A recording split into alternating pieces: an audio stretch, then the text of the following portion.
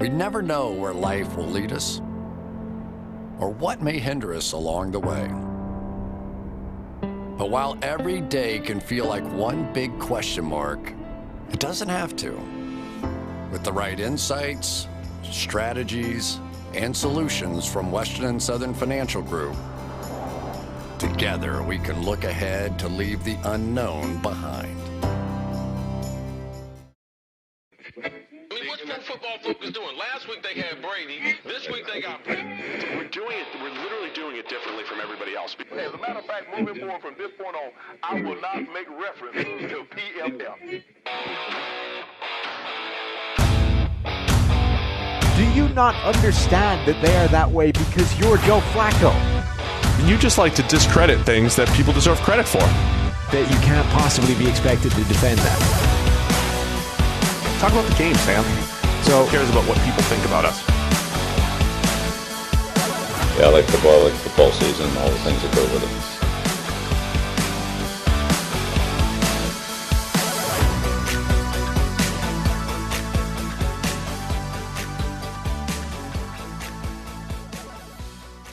So back here with Sam Monson. We are live here on YouTube.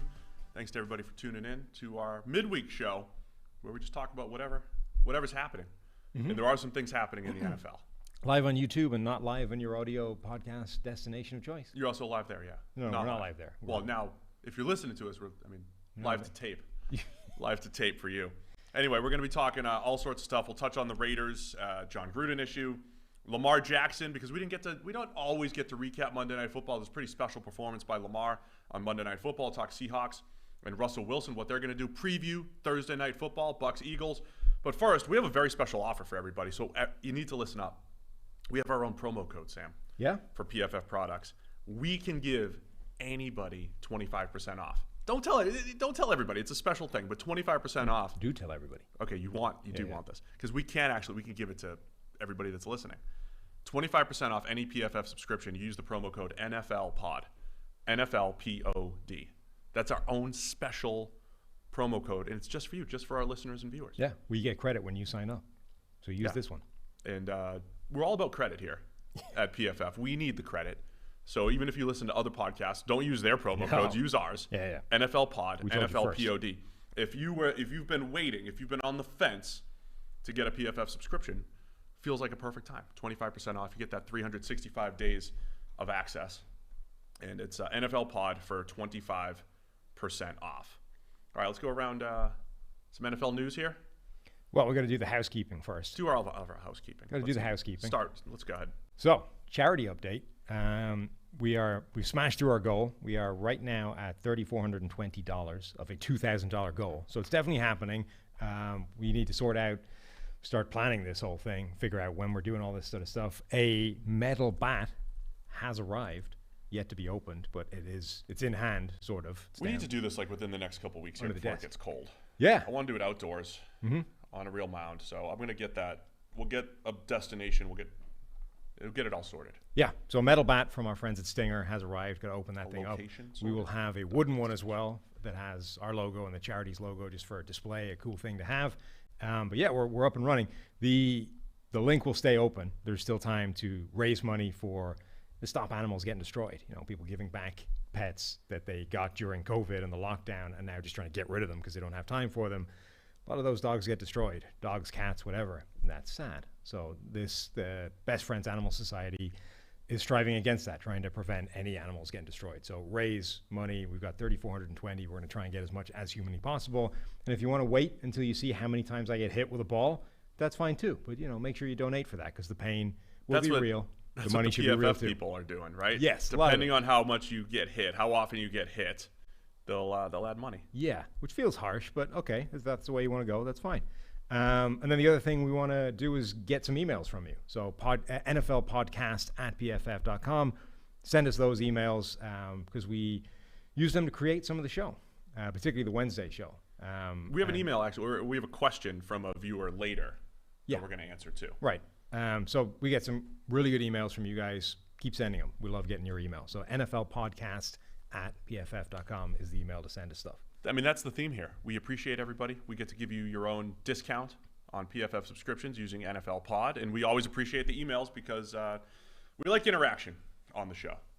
So we got to touch on the Raiders thing at least a little bit. I don't think we need to, I'm not going to spend a ton of time on it, but John Gruden is out as Raiders head coach. A bunch of emails came out. Every other network's going to be talking about this and having their own opinions and takes. Do you have an initial thought on it? Do we want to look at what's happening with the Raiders going forward? What are your initial thoughts here? Well, the first initial thought was, I mean, yeah, he had to go, and he went. Like he saw that once the scope of this was coming out in its full entirety, that his position was untenable, and he resigned rather than, having to wait till it was discipline or whatever was going on. So, yeah, even if you're of the opinion that, hey, look, everybody somewhere in their digital footprint, whether it's email, whether it's text, whether it's WhatsApp messages, somewhere, like this was circulated around with the Richie Incognito bullying stuff years ago as well. Like there's an idea that every single human being has got something somewhere in their private messages, private quote unquote, that if it was made public would get them fired or disciplined or whatever. Even if you're of the opinion that that is true, they don't complete like the set. They don't hit, insult bingo. They don't manage to tag every human being in the world and just light them on fire.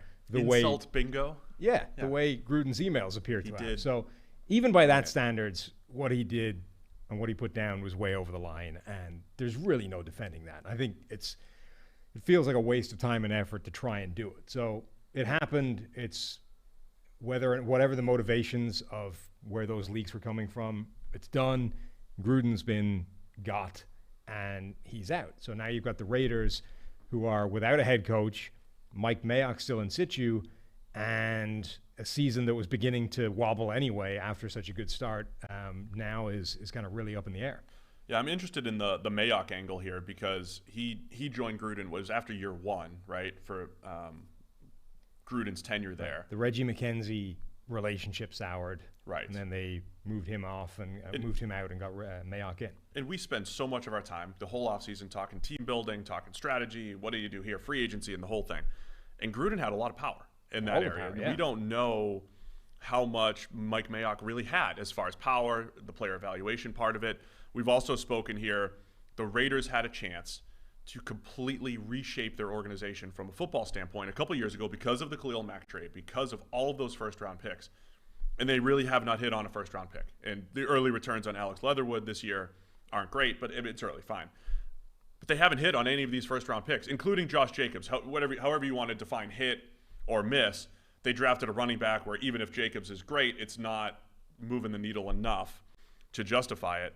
So that would be what I'm curious about here. Is Mayock going to be the guy going forward? Will he continue to have power, and what does that look like for the Raiders? Well, certainly short term, there's a shift in the dynamic because Gruden had final say. Gruden had ultimate power in all of these things. Now Mayock has that. It might only be for a short term thing until they hire a new head coach, or even if he survives that. But for the moment, for the first time in his tenure with the Raiders, Mike Mayock actually has final say on all the things that a GM typically has final say on. So, it feels like he was probably going to get made a scapegoat if things went south and there was some blame needed to be thrown somewhere because Gruden was sitting there with a 10-year contract. The talent acquisition hasn't gone well, so let's blame the GM, blame the talent guy, keep on trucking with everything else. Now, like Mayock has a chance to be like, well, I never had say on any of this stuff, final say. This is how I want to do things.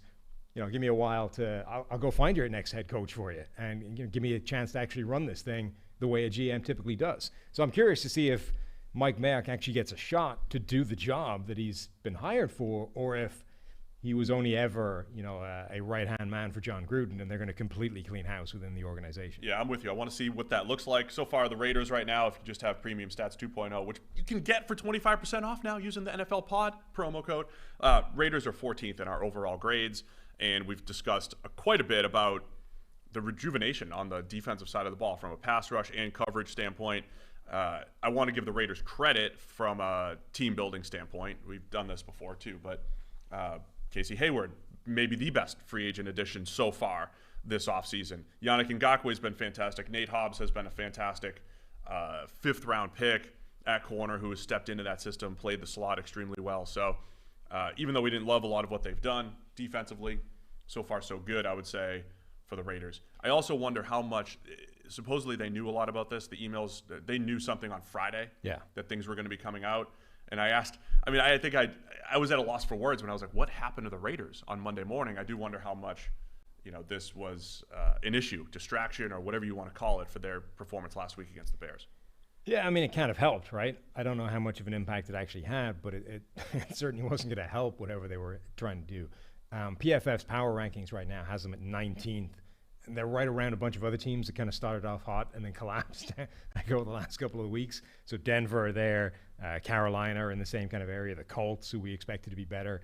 Like that's the sort of the area where all these teams that flattered to deceive but have since hit stony ground reside. And like the Raiders have got some challenges now over the next few weeks to try and right the ship. Because it's Wednesday and we can just go wherever we want with these things. By the way, Eric Eager, he put in one of our chats, this is the first time the Chiefs have not been atop the power rankings since when? Was it late 2019? Long time ago, yeah. Because remember in 2019, they won the Super Bowl. And this is why when you emotionally react to everything that you see from is this team good, not good standpoint, you kind of miss the boat here.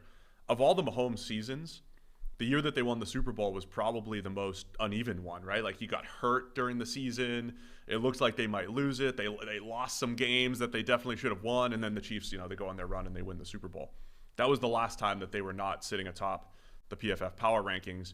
And the Buffalo Bills are the new number one, they're tied with the Tampa Bay Bucs. Both teams who are scheduled to play later in the season, by the way. But the new power rankings, Bucs and Bills, number one. The Chiefs are third, and the Baltimore Ravens are now fourth, in part because Lamar Jackson balling out on Monday Night Football against the Indianapolis Colts. What do you think of that Lamar performance? Just did not miss in the second half. Incredible comeback by the Ravens. Yeah, he was really good, right up other than the random fumble at the 1-yard line, which is like the third or fourth time he's done that in recent memory. That is the one thing, because he's already getting a lot of MVP hype. We'll talk about his credentials so far. He has fumbled to lose, pretty much he lost the game, however you want to look at it, but his fumble in overtime lost the Week 1 game against the Raiders. He had another fumble late in that game, and he had this fumble at the 1-yard line against the Colts. Like all that stuff's rolled into this evaluation, and that's why Lamar's PFF run grade, even though when he runs it, he's great, the fumbles are baked into that, so he's not an elite runner from a grading standpoint. And those are like such huge high leverage plays. Like that play, very almost, but for a ridiculous interpretation of the rule, that play very almost was a 14-point swing. Like it was right. running it in from the 1-yard line to they returned it all the way for a touchdown. Now they took the touchdown off the board when they decided that the lateral went forward.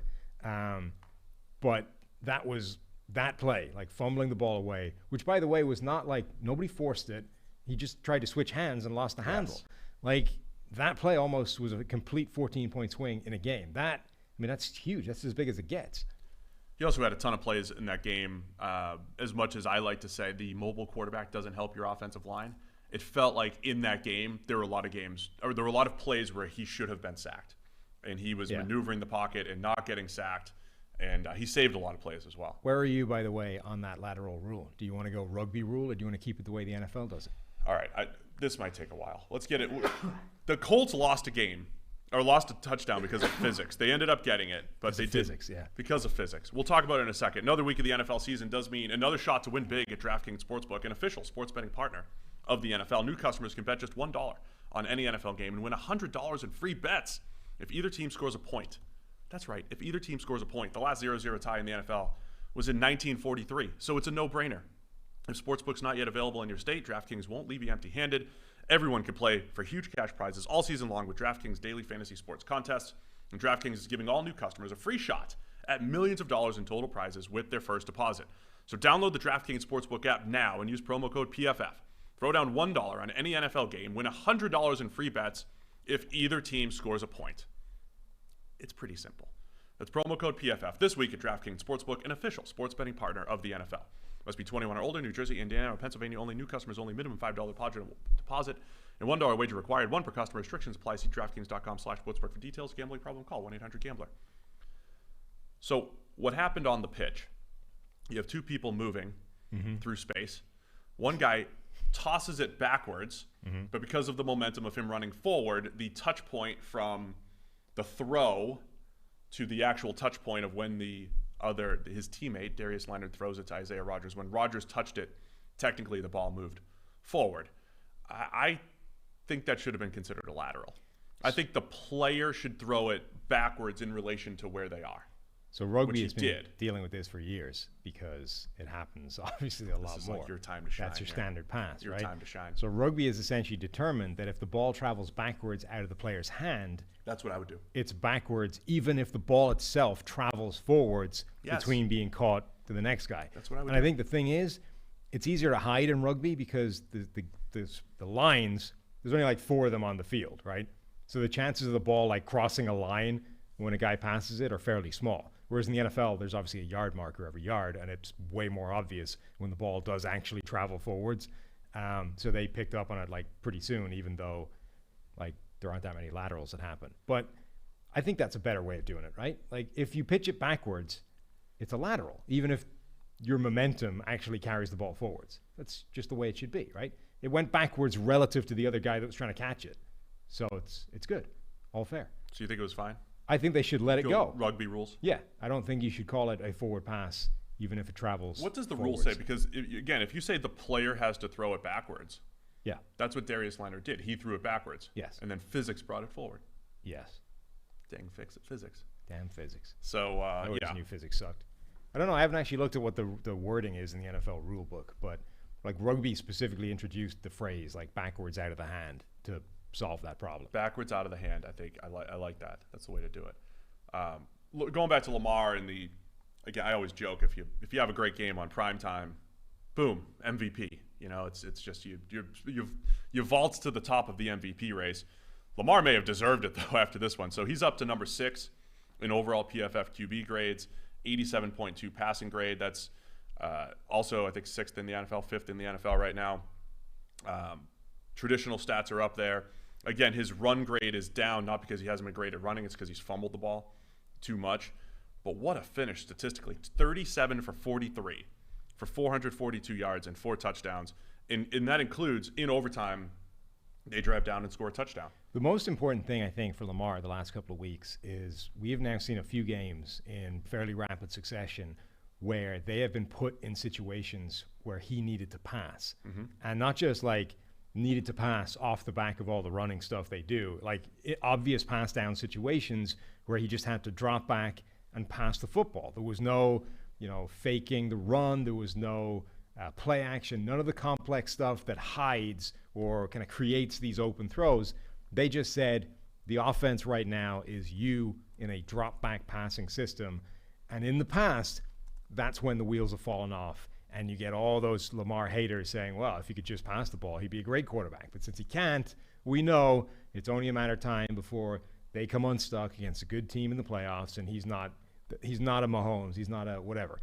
But for the last few weeks, we've seen Lamar put in those situations where things have gone south before, and he's risen to the task. He has passed the ball well. He has not had to hide behind all the various tricks that offense does. He's just been a drop-back quarterback, in addition to being able to take off and scramble and make big plays whenever you don't pay attention to it. That's huge for him.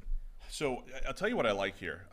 For those who follow analytics Twitter and football Twitter and the whole thing, you are inundated with just a sea of people screaming, go for this fourth down, and run more play action, and all these things, right? And it's kind of like this first level of here are some things that smart teams should do. And as you hear Brandon Staley from the Chargers, the head coach, which, by the way, this is going to be a great matchup this week, Chargers and Ravens. But we talked about Brandon Staley's interviews, right, where he's kind of like on our side with a lot of those things. What happened in baseball years ago was the first thing that people were screaming from an analytics standpoint was on-base percentage over batting average. It was like, look at this stat, not that stat. And at some point, everybody caught up to that. So the point I want to make here, The Ravens have been this forward-looking team. They were early on the fourth down decisions. They're early on all this stuff. I think the latest analytical edge that they are looking at here, as everybody else catches up to going for fourths and all that stuff, is just chucking it down the field. And so here's your analytics. Throw the ball down the field. This is what's happening this year with Lamar. Average depth of target of 11, which is insane. I mean, that's bigger than Jameis's biggest years, and Jameis is that guy that's always been throwing the ball down the field.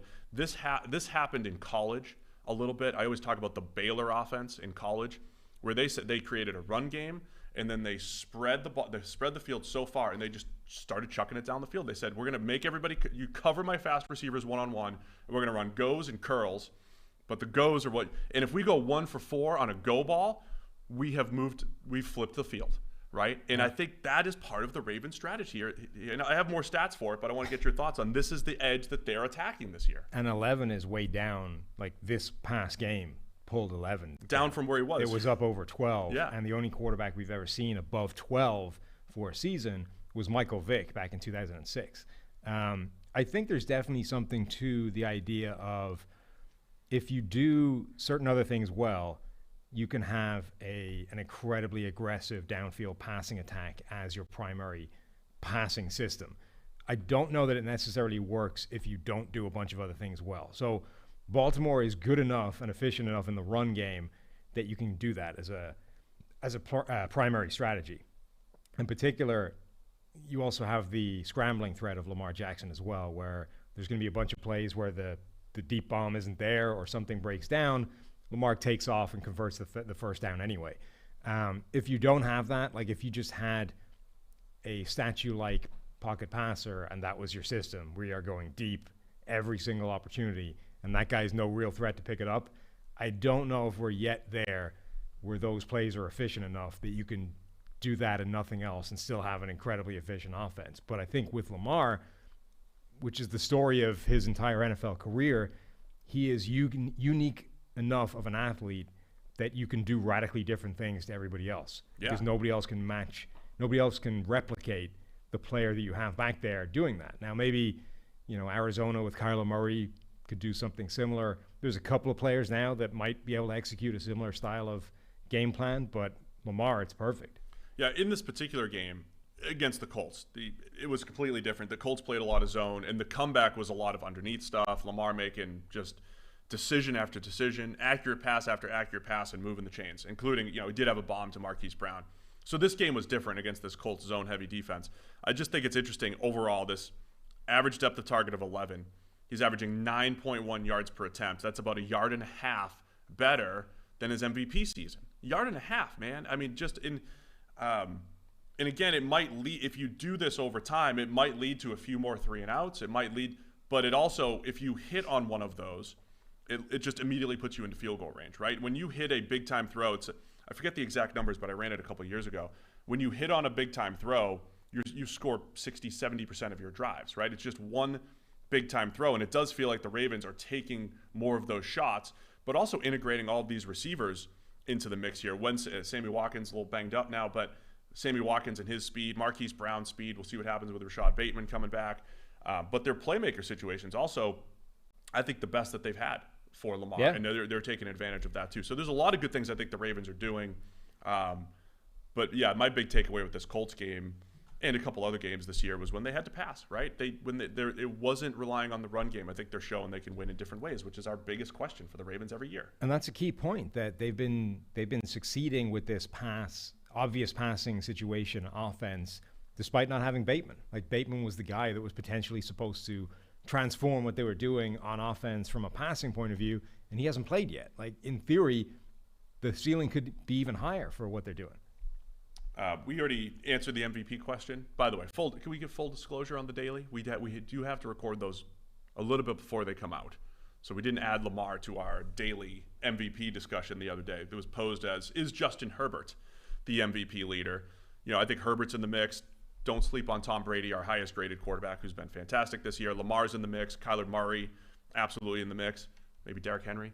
But we did answer a lot of the MVP questions on Tuesday morning. Tom Brady's overall PFF grade is 3 points higher than any other quarterback. And Which is the pretty higher you go significant in the at this scale, point right, in the season. The higher you go in the scale, the harder it is to get 3 points higher than anybody else. Yeah. So for Brady to be at 93.4 and nobody else to be above 90.3, I would find it pretty hard to give the MVP award to anybody else. He's also the only quarterback above 90 from a passing grade standpoint. Russell Wilson's at 89.5, Kirk Cousins at 88. Then you're Herbert 87.6, 87.2 for Lamar. Like Brady is just far and away the best graded player. And even in the loss to the Rams where everything kind of went south, Brady played well. Yeah, he still played pretty well in that game. And don't worry, because it's all about primetime games, and he has one against the Eagles, which we'll preview later in the show. It almost feels like Thursday shouldn't count as primetime. Yeah, Thursday's not always primetime. It's not like the real bright lights. It's prime time, but it's not prime day. It's not prime day. That's right. But it is football season, baby. And you know what that means. I'm just reading what they tell me. It means we're going for two here with the sponsors of today's show. It's Manscaped. Blitzing through hairs has never been easier, and it's time for you to join the 2 million men worldwide who trust Manscaped by using promo code PFF at manscaped.com. 20% off plus free shipping. That's what you get. It's 3 and out the window with all other trimmers. Now go tame that Wildcat offense. That's right. We've been here since the beginning with the Lawnmower. The 4.0 is special. Lawnmower 4.0. It's brand new. It's here to take your defense to the next level. This 4th generation trimmer features a cutting-edge ceramic blade to reduce grooming accidents thanks to their advanced skin-safe technology. I love that they've got the trademark on all of this stuff. How can anybody compete with Manscaped? The Lawnmower 4.0 is a 7,000 RPM motor, new multifunction on-off switch that can engage a travel lock, and it gives you the ability to turn the 4000K LED spotlight on and off when you need a more precise shave. And what everybody has been commenting on and real fans of is the fact that it's waterproof. So any kind of weather doesn't really matter. The Lawnmower 4.0 is always going to work. I mean, that's the game changer, really. Like, many times. They know what the marketing keys are here. I can't tell you how many times I've been ready to shave my nuts in the rain, and you can't. There's no trimmer that'll do that. There was no trimmer that could do it now until there is. A good product solves pain points. What a weight off my mind that is. Your pain point is solved here. And there's no 15-yard penalty for this clipping. No, there's none. You get 20% off and free shipping with the code PFF at manscapes.com. That's 20% off with free shipping at manscapes.com. They also have a bunch of other stuff over there too. But use the promo code PFF and stiff arm your pubes out of the playoffs this year with Manscaped. That's what you're going to do. If you're on YouTube here, don't forget to give that thumbs up because I just gave a great Manscaped read. The thumbs up is for the great Manscaped read. Our sponsors of today's show look very presidential. You got to speak with them. Like a tight thumb, you can't. Tight. Yeah, this is how you. They definitely learned that in like speaking school and stuff, right? Yeah. Now, right. You gotta the tight thumb when you're making a point. I had teachers who used to always do that. Professors, teachers, they got to all learn from the same way. Just like baseball umpires, they always run with their elbows really high, just like the option guys. I had a teacher once that had like perfected the art of clapping so that it made like a sonic boom rather than just a normal clap. Oh, I could do that. And he used to like wander, the aisles of the class. And do that. And then if you weren't paying attention, right, if you'd like dazed off and were daydreaming and staring off into space, he would come like right up behind your head and just right next to your ear and just like burst eardrums on you. It wasn't fun. Yeah, that doesn't sound fun at all. Particularly because, you should have stuck with the tight thumb discussion. I was known to daydream from time to time. Daydream. Not enough coffee back in your university days, whatever it was. No, like school, high school type day. How did I function without coffee as a kid? I don't know. When you're a kid, you have like a natural caffeine. You don't need that stuff. You're just wired anyway. All right, let's talk. Do you have any other thoughts on Lamar? Or are we on to Russ? I think we can be on to Russ. I mean, Lamar is playing incredibly right now. I think the most important thing for his game is the fact that he has demonstrated that area that he hadn't really tapped into before, which is, look, when this offense isn't functioning great, and look, that's the other point to raise, that all the things from last year that we were concerned about, the offensive line is not what it used to be, the receiving weapons are not what they could be, the scheme, maybe has started to get figured out a little bit. All those things still exist. And all of a sudden, it doesn't matter because Lamar is actually executing in the disadvantageous situation. So even though Ali Villanueva's out there just hemorrhaging pressure, the lowest graded player on that offensive line. Just take out his week 1 game when you're doing that, okay? I did. I checked. I went out and looked. I was like, how much of that was just that one bad game? No. it's bad. I'm not here to overreact to 5 weeks. So look, even though Villanueva's out there, olaying the defensive ends and sending the pass rush at him, he's still able to execute and be fine. One other point I wanted to make, we always discuss, it's not linear growth all the time. Lamar was not better last year than he was the previous year, but if you look at this year versus a couple years ago, there are elements of his game that I think he's getting better at. He is getting a little bit better. I also don't want to overreact to just, the last couple of games. He struggled a little bit as a passer weeks 1 and 2 against the Raiders and the Chiefs. The one last point to bring up, by the way, is that, we've made this point for a while now. Baltimore's schedule gets pretty ugly down the stretch, right? So they've got a few more games to build up some wins, because the final 7 or so get kind of tough. Not unwinnable tough, but, it's going to get more difficult. And it's huge that they pulled out the Lions game. They pulled out this Colts game. It is huge that they've gotten to 4-1 here. Like, if you look at to date, they've had the 23rd most difficult schedule, so pretty easy. And down the stretch, they have the 9th most difficult. So they flip from having a reasonably easy start to the year to having a pretty tough one. And as I'm looking at that, for the people that are overreacting to the Chiefs, they've had the 2nd most difficult schedule to date, the Chiefs. Yeah, So, and these are on PFF's power rankings. So if you go to PFF.com, the betting tab at the top, and then down to Tools, NFL Power Rankings, you can see all this data. and all those things are fluid, right? Because we learn more about teams every week, and it's all fluid. Yep. Let's go to the Seahawks here. How screwed are they? Very Geno screwed. Smith taking over for Russ. Very screwed, yes. I mean, look, nobody leans on their quarterback as much as the Seahawks do with Russell Wilson, even though they're in this weird world of, not trusting him 100%, they need him to do what he does. And if they don't have him and they have to turn to Geno, who looked okay, by the way, He was when fine. he came in, it still feels like they don't have enough everywhere else. Like, Russell Wilson has a 90 grade. 2 guys on the roster outside of Russell Wilson are above 80, and everybody else is various shades of, not great. That now has to function with Geno as your quarterback, which just feels like a tough sell. They're 2-3. Even if Russ is there, we're still talking about, man, the Seahawks are 2-3 in this tough division. The point differential's negative right now because the defense is rough. I mean, I'm skeptical if they can make the playoffs with Russ right now. Same. So to me, the most interesting thing is, okay, the Seahawks have no Russ. They're probably screwed. What happens, though, if Geno comes in and looks reasonably good and the offense doesn't suffer a massive drop-off? Because there's a couple what-ifs for you. Because I speculated, or we talked about this a little bit before the season, which is I don't think it's as easy as people are saying to just, let Russ cook, #, right? Because what does that actually look like? What Russ is best at is those deep, high-risk, high-reward moonball passes that create touchdowns out of nothing. But and also, extending plays and running around behind the line of scrimmage and creating a window that wasn't there with the play design. The problem with that is that every single quarterback in the NFL, including Russell Wilson, is worse under pressure than they are when kept clean over any extended period of time. So your game plan can't be to basically say, Russ, take the ball, have a 7-step drop, do whatever the hell it is you like doing back there, and then find a dude to hit a bomb to. Because it'll happen every now and again, and when it happens, it's great, but it's just less efficient than operating a normal offense the way everybody else does it. It isn't a good way of functioning, right?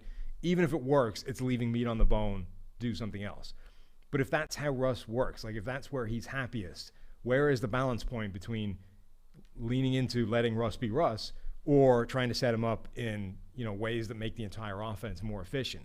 So there's a weird world where Geno Smith comes in, is a functionally more prototypical quarterback in terms of how he plays the game, and the offense as a whole becomes easier to operate because they're taking the easier stuff that Russell Wilson often eschews and goes for the deep shot. It's an interesting thought. I do think these few weeks could end up to is this too much? Is this too extreme? It determines Russ's future in Seattle these next few weeks. Because if they struggle, because you're painting an optimistic picture. Well, people have already been making the joke of like, what if now, like even out of spite, what if Pete Carroll now starts to call the good plays, right? They've been screwing Russ for years, and now with a different quarterback, they start, well, Now that we've got a different quarterback, we have to call all the good stuff. Otherwise, we don't have no shot. And they start calling these good plays, and Geno Smith looks good. I think, though, that the more I think that there might be a kernel of truth in that, but it's couched in bullshit. So what if instead of like, oh, now we can break out the really good plays that we've just been putting to the side, because Russ is the quarterback, what if the motivation is essentially now we have a quarterback who doesn't excel at the crazy high variance stuff that nobody is good at except Russell Wilson, and we actually have to have a more conventional offense, which is just a more effective way of playing offense. So you end up in the same place, right? But by a completely different motivation and like way of doing it. But the point being, like, what if this isn't as big a drop off at quarterback as people are expecting it to be? Not because Geno is not a way worse quarterback than Russ, because let me be clear, what are these secret plays, though, man? I mean, that's what I mean. Like, people are saying they've got, like, you know, some crazy awesome plays that they just aren't running. But what if they're it's just always going to pass on early down? Right. Like, but what if it's just they have more quick game stuff on first down, and they make everybody's life easier because you're picking up 7 yards on a slant combination on first down instead of running the ball into the teeth of the defense? Like, my point is simply there is a massive gulf between Russell Wilson and Geno Smith as quarterbacks. But what if the production from the offense isn't as massive as that should produce? What does that even tell you about Russell Wilson going forward? I mean, look, if that is the case, then I don't think Seattle's itching to get rid of Russell Wilson. But I think it's, you know, we could get to the offseason again where he's unhappy, right? And he wants to get traded. And maybe if you're Seattle, you're more likely to move on. And, okay, we've seen the world without Russ. We could probably find a better quarterback than Geno Smith to run our offense, but we had success with Geno for 4 to 6 weeks or whatever that looks like. I'm more inclined that maybe it goes the other way and Seattle appreciates Russ a little bit more. That's also possible. Here's my one concern. Geno Smith, average time to throw, 3.05 seconds, so about 3 seconds in his career. That's career-wise.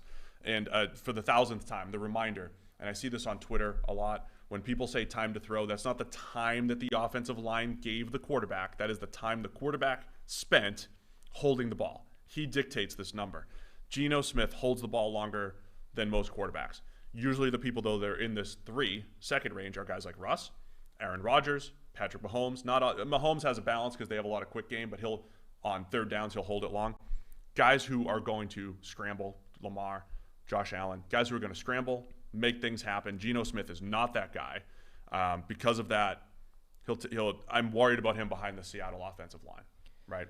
Yeah, which isn't great. It's not as bad as it's been during Russ's time in Seattle. So it's not great. If you go to PFF Premium Stats, which you can get for 25% off, NFL Pod, NFL POD, that promo code, we have the sort of overall average time to throw number, which, as you say, is skewed by quarterbacks that run around and like to scramble and those kinds of things. So right now, nobody's taken longer than Trey Lance at 3.4 seconds, essentially, which is an eternity. That's a crazy number. Lamar Jackson at 3.14. Then you get, Zach Wilson is third, which is its own problem. But we also have it broken down and have just the times to attempt. So strip out the plays where they're scrambling and therefore taking a bunch of time before you cross the line of scrimmage, and just look at the plays where the ball eventually gets passed, an eventual pass attempt. And everybody drops below 3 seconds, but you get a better picture of who's just taking an eternity with the ball in their hands without having it skewed by running around and eventually taking off and scrambling. It's still a lot of the same people. Yeah. I'm just saying you can tidy it up a little bit with that number. And you can use it in premium stats. So I've got some concerns about Geno. I just wonder if this is a disaster for Seattle, if they're like, okay, we definitely can't move on from Russ. We're never going to trade him. He's our guy forever. Or if they do have some success, to your point. And what does this new offense look like? I mean, again, I keep thinking Pete Carroll's going to go back to this. We gotta run the ball more. I don't know what this offense looks like. Geno's not a great quick game guy either, you know? So, and I don't think they're built for it, to be honest. They are built to, even though DK Metcalf's running a different route tree this year, but they're best off creating big plays with him, big plays with Tyler Lockett, and then working the underneath stuff with their new additions, D. Eskridge and Gerald Everett. I think they could be built for it, though. Like, they just haven't been. Like, that is a receiving core that seems to be perfectly functional to me with quick game stuff. And I always come back to this idea of, remember when for like the first half decade of Andrew Luck's career, it was a lot like the Russell Wilson thing. It was like Andrew Luck, we don't have to worry about everything because Luck will make it happen. And we let him drop back, we let him find the play, and we let him make something special happen. And then there was one year where they just went, you know what, you're going to get the ball out of your hands lightning quick, and we're going to see how that works. And Luck was perfect, because that was the narrative as well. Like, Luck's just not really a quick game kind of quarterback. It's not really his style. Like, as soon as they let him do it. Right, until you went, look, this is what we're doing. Suck it up. You're going to start firing the ball out of your hands lightning quick. And he was amazing at it. And if anything, people have talked about this before. Like, part of these easier throws and quicker throws, it's like a mental break for the quarterback. You're not asking him to do as much. Like, it's easier. You don't have to be operating at the same level as you do when you're trying to figure out if this 40-yard bomb is going to split the safeties or if there's a disguise on the back end. It's like, look up, see if it's open, hit it. And we talk about that with the run game as well. Like Brandon Staley made that point with the run game, that it's a complete break for the quarterback, which is important. Like, the idea of integrating a lot of quick game stuff to the offense, I think, has benefits that should be apparent. And yet they haven't done it with Russell Wilson. But what we don't know is if they have tried to do it, or if, like, have they simply not given him the option and instruction to do more of this stuff? Or have they been trying to do that and Russell Wilson stylistically skews away from that stuff anyway? And there's a bunch of, like, the way in week 1, we were like, well, the Cowboys barely ran at all. And then Kellen Moore was like, we called 14 runs that Dak checked out of at the line of scrimmage. It's like, I'm not criticizing him for that. He was right. Like, he got the look and went away from it. But the point is... the look was Vita Vea and JPP and right. Shaq. But the point is, like, these were called. We were planning on running the ball more than we did. Sure. Now, is that the same situation with Russell Wilson? They've actually called a bunch of quick game stuff that Russell Wilson has simply ignored and taken a deeper shot instead. Even just 5-step rhythm throws and stuff like that haven't always been Russ's game over time. We'll see if they do incorporate that more. That's the other thing, too. I think that for the people who, for like the let Russ cook people, like just let him chuck it 40, 45 times a game, I think there's also an element of when he's been limited, because so much of his stuff comes off play action and it's deep and it plays to his strengths. It helps make Russ look a little bit better because they're playing to his strengths, perhaps, and not putting maybe as much on his plate. But I'm interested to see what happens with Geno, what this offense looks like. Here's the one other note I'll say. Coming out of the preseason, Sean Mannion was running the offense. Geno was running. They were throwing to running backs quite a bit. That's also not really Russ's thing, right? He likes to feature wide receivers. He likes to throw the ball down the field. We might get a shorter passing game. We might get a little bit more of that because that's what we saw in the preseason. But this is the first time Russell Wilson's missed games, man. Yeah. Since in his 2012. NFL career. I always say durability from a quarterback. It is Best their availability? Skill. No. It's part of their skill set. This was a freak injury. You can't avoid, like, the hand injury when you're going through, in your follow through. Your two best abilities are durability and availability. Durability and availability, huh? Mm-hmm. Your best ability is being good at football or whatever you're doing. Is it? It is. It is. Okay. That's your best ability. That's what helps the team the most. I mean, that's not what the saying goes. No, it's not a good saying. Talent beats availability. The best ability is just being good? Just being good, being better than everybody at quarterback. Russ has done a really good job, though, is what I'm saying, of staying healthy throughout his career, obviously. But he knows how to not take big hits, and he could play his style without really putting himself in danger. Right up until the mallet finger. And then you get a little mallet finger. Means you're going to throw 100-mile-an-hour lasers at people's knees. Yeah. Like Ryan Mallett. Okay. That's what it means, right? All right, let's get to Thursday Night Football. People will ask you, why don't you preview Thursday Night Football? The people are asking. But it's because we do it here on the Wednesday midday show, midweek show. What? When we remember. When we remember. Or when it's a decent enough game. So Bucs and Eagles, it's in Philadelphia. Bucs coming off a 45-17 win against the Miami Dolphins. The Eagles coming off a comeback win against another NFC South team, the Carolina Panthers. Staying alive in the NFC East. Eagles at 2-3.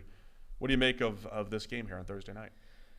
I think it's an interesting game. Like, the Eagles, I think, are clearly a better side than a lot of people thought they would be before the season, but they also have a lot of variance packed in there where it can go quite extreme in either direction. Like, I think if Jalen Hurts has a high-end game, which I'm actually more confident in being within his range of outcomes than I was a year ago, where I was like, yeah, I mean, there'll be some high-end plays, but I'm not sure he's even capable of a high-end game, like, altogether. I think he is capable of those now, but they kind of need him to string one of those together for them to actually beat a team like Tampa Bay, or even just, most good teams in the NFL. And there's so many of those plays that he's been leaving on the table the last few weeks. Week 1 was incredible, but it was against the Atlanta Falcons defense. Since then, he's left a bunch of those plays on the table, and if they hit on them, like they've had a bunch of bombs to Devontae Smith that he hasn't connected on. He's missed Jalen Reagor a couple of times. There have been a huge amount of plays, and they're those field flipping plays that we talk about with Lamar Jackson. If he hits on a few more of those, suddenly the Eagles become way more dangerous to anybody, but particularly a team like Tampa Bay, who've been banged up with their secondary. Yeah, Tampa Bay's coverage grade just continues to drop. They're down to 14th now in the NFL. But they're finally getting some of those players back. Like Jamel Dean is full participant in practice, should be getting back. That will help. Yeah, it should help. They've faced. I saw people talking about this too. I mean, the Bucs are on pace to give up the fewest rushing yards like in NFL history, despite the 17th game. And the Eagles, as much as I thought they were going to be the high floor, Jalen Hurts in the run game type of offense, part of it's game flow, having to play catch up against the Cowboys and the Chiefs, and last week against the Panthers. They've had to play from behind, but it's been a really pass-centric offense in Philadelphia. So you're probably going to see more of that. I do think that is the way to attack the Bucs. The reason why Dak was checking out of those plays is the Bucs like to pack the box, make you throw the ball out on the perimeter. So it's going to be, hey, Jalen, go win this. 40 dropbacks. Go ahead and win this game. And again, he's been a little up and down. Like he had week 1 where he picked apart the Falcons defense, had some, but even in the Chiefs game, he left a lot of plays on the table, but he kind of facilitated that comeback against a bad Chiefs defense, but he still had to make those throws, make those plays. So I'm interested in Hurts and his development and what he does against a Bucs team that's going to make him beat them, basically. Yeah, I do think that when Philadelphia gets their entire offensive line back and healthy, they are a much different team. Like that gives them such a better platform to be able to run the ball more, to be able to keep Jalen Hurts collected and calm and unmolested in the pocket. Right away, like the first couple of weeks of the season, that offensive line looked incredible, and then injuries started to hit, and they've had to reshuffle and move guys around, and it's not as good when they have to do that. So I think they'll still be without a couple of them, or at least one of them in this game. The sooner they can get that back to 100% healthy, I think that materially changes how good the Philadelphia Eagles offense is. On the other side of the ball, you mentioned earlier, Brady, top-graded quarterback so far this season. So he's thrown the ball really well. He's been great. He also has the number 2 grade against zone defense, 93.2 passing grade so far this year, and that is what the Eagles play. They have brought in a defense that plays something like 7 or 8% of their snaps are man coverage. So as little man coverage as any team in the league, which is probably smart against the Bucs anyway with all their weapons. But it is going to be one of those games where the Eagles have been picked apart defensively in several games this year, in at least 2 or 3 games. 2 games?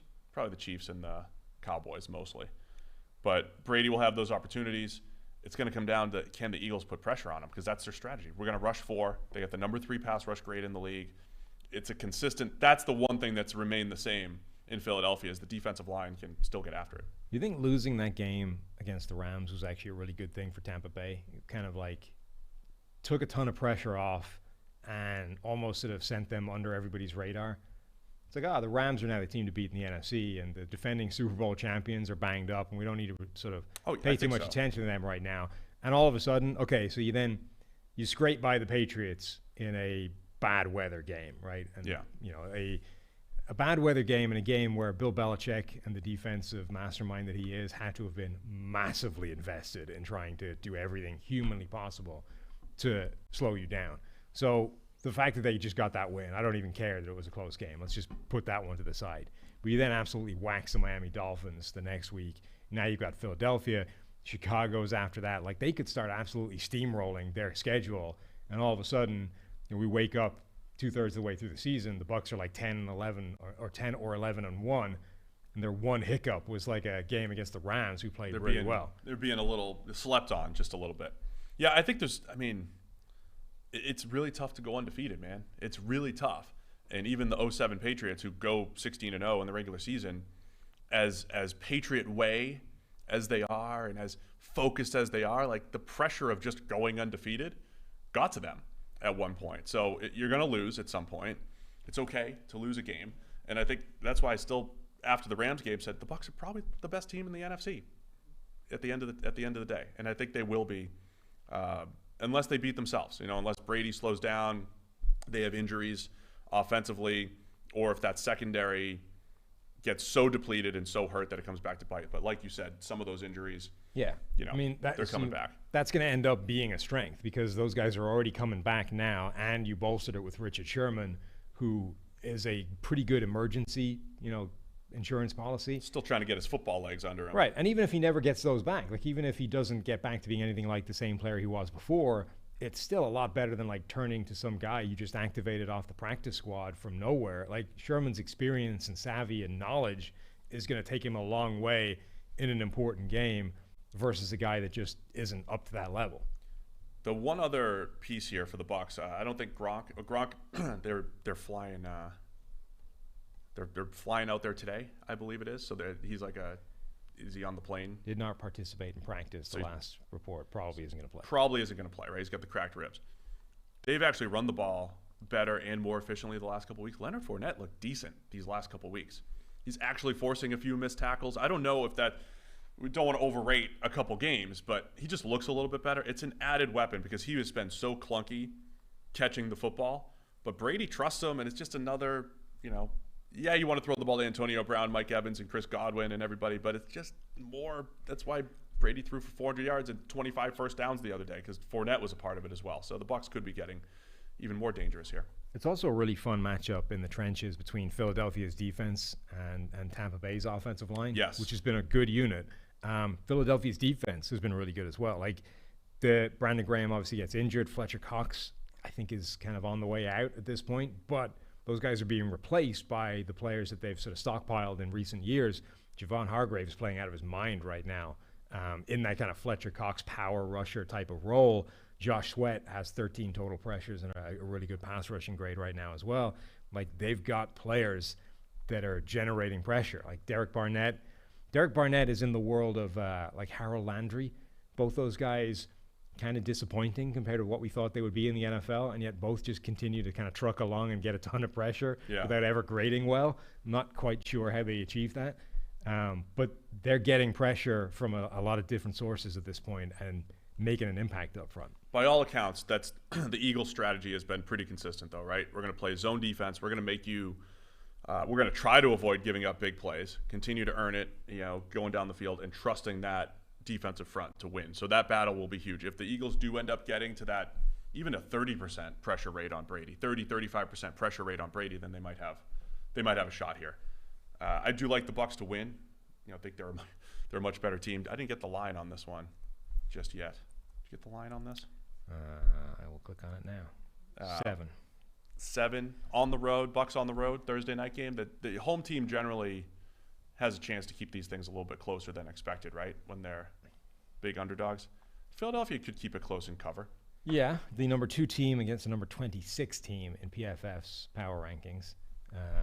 Defense tied for first, Bucs, actually. Okay, defense is a lot closer. Their offense, it's 1 against 18. I think ultimately, like, Philadelphia might keep it close for a while. I then think Tampa Bay pulls away and covers the 7. All right, give me Bucs win and cover as well. Brady's got a banged up thumb, but he should be full go, should be fine. He hit another. That was 3 quarterbacks. Russ, Stafford, same game, and then Brady all hit their hand on a defender. Russ obviously the worst with the mallet finger. Get the mallet finger. All right, we're going to wrap it up with we had a question. Where did this? Oh, we do have breaking news, actually. Oh, yeah? Paul Gutierrez from ESPN just spoke with Raiders owner Mark Davis. He says, I have no comment. Ask the NFL. They have all the answers. That was the quote. But the other part of this tweet that is significant and answers our question earlier also confirmed that Mike Mayock remains GM and now has 51% control of roster decisions. What? With interim coach, is it Rich Bisaccia? How do you determine a 51%? What? Well, because the old breakdown was Gruden was 51%. Okay, but Mayock, 51 is 100 in this scenario. Like, this is... Yeah, it's like ownership.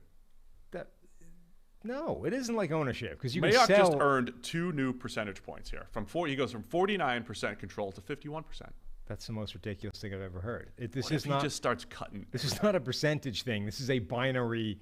Do you have final say or not? Yes or no. So it sounds like yes, Mayock. I do. That's 100% of the decision-making ability.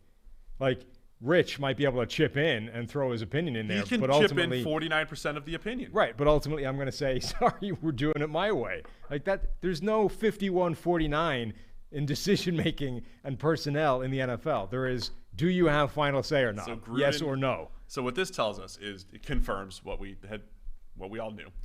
Gruden did. He had only 51%. Sam didn't have 100. Only 51%. Okay. Gruden had final say, and now Mike Mayock has final say Right. on roster decisions. Okay. I already knew that, and I'm not buying any of the additional information, which is 51-49. You don't care about the 51-49. Well, I care about it in terms of it's absurd. It's just yay or nay. What does 51% mean? Because if you sell shares, you only get 51, but you're not 100%. You have 51%. Yeah, the way it differs from, shares in a company is you can sell those, and it makes a material difference. It's not – the decision-making part is the same. Maybe Mayock can sell some of his decision-making power. You think? Like if his daughter, Leah, wants 10%, he could throw it to her. Then he'd lose power. Yeah. But the Mayocks would still have power. Okay. Over Rich. Anyway, Yes. Mayock's making the decisions for the Raiders. Thanks to everybody on YouTube. Give us that thumbs up. Don't forget, it helps it go viral.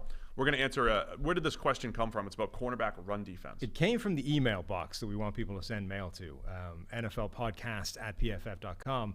I can't locate it right now, though, so I don't know who sent it to us. So apologies for losing your name. But some guy basically emailed saying, look, in this world of passing is king and coverage and all, nobody cares about the run game anymore. So should we be weighting run defense for cornerbacks less than we currently do? Like, why is it such a powerful element of cornerbacks' overall grade? And it's not like clearly we weight towards coverage, Right. but it does make a difference. And the reason it makes a difference is we dug into this. If on any play where a cornerback gets a -1 grade in the run game, the average carry goes for 13.5 yards. The average one. And that's just on any play where a corner is getting a -1. Not even which is a rare play, by the way. Yes. They don't happen very often. But the point is, does it matter if my cornerback is Antoine Winfield? Not hugely. Does it matter if my cornerback is jumping out of his gap or getting pancaked or bailing or missing tackles in the run game? Yes, quite significantly. Because anytime he does that, it's averaging 13.5 yards. And if it's averaging 13.5 yards, bear in mind short yardage and all those kinds of things, it's going to have a lot of big plays in there. So those are important plays. You need a cornerback to be able to keep his head above water in. Like, you don't need him to be a dominant run defender, but you can't have him just being a complete catastrophe out there.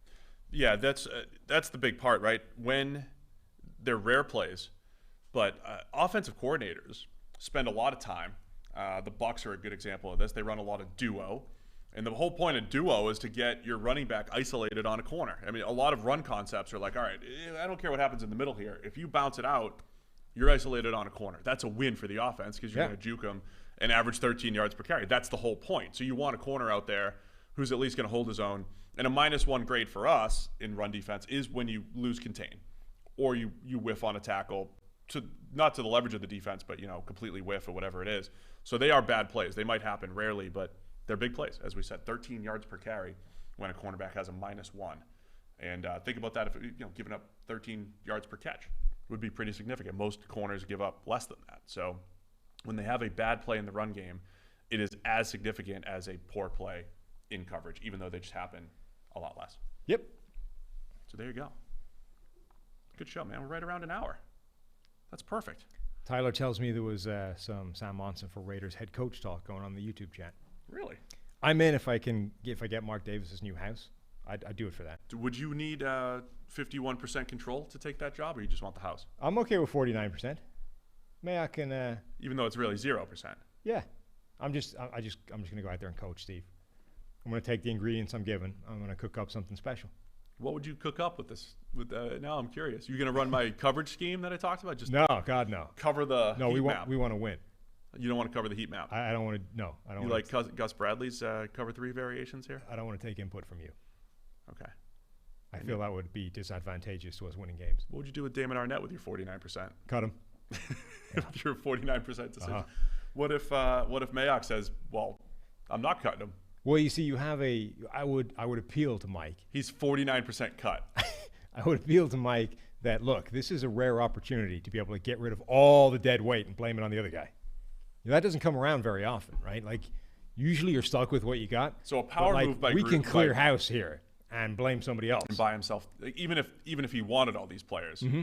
Yeah, that's what I'm saying. Look, get rid of everybody. Mike's going to come in and he's going to say, look, that was actually my guy. Like, that was my call. Look, Mike, nobody else needs to know that. Yes. Like, we can cut his ass tomorrow and just blame the last guy in the building. They don't need to know that you were the one pushing this.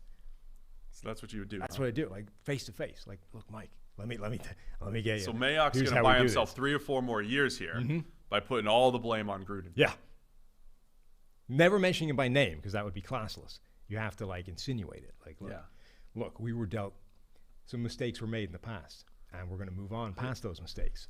We're not going to point fingers, but this is all about moving forward now. And to do that, we have to cut all these guys that suck. I appreciate that you're my podcast partner. I know you'd never hang me out to dry. You just want 51% control of the podcast. I'm willing to give you 51%. I'm just going to light you up behind your back. That's how it works. Yeah, I can tell. Pretty stand-up guy you are here, Sam. Things went wrong on the podcast. Oh, yeah, that was all Steve's fault. Yeah. No, you don't mention my name. Oh, don't do it. Yeah, do it tactfully. Mistakes were made, but tall guy with the oversized shirt, and he did it. Right. Look, mistakes were made. I'm just going to say I only have 49% of control. So evidently, the mistakes were made by somebody that has a larger control than that. Look, I love our Wednesday show. We hope you do too. Thanks to everybody for tuning in. We'll be back here tomorrow previewing all of the Week 6 action. And don't forget, we've got 25% off any PFF subscription for you. It's NFL Pod, NFL POD. Go to PFF.com right now, type in the promo code, get you 25% off. Don't know how long we'll have this. This could be the last day that we have it. I'm going to tease that every single time. It's always going to be the last day that we have it. Smart. Anyway, thanks to everybody for tuning in. We'll see you guys tomorrow.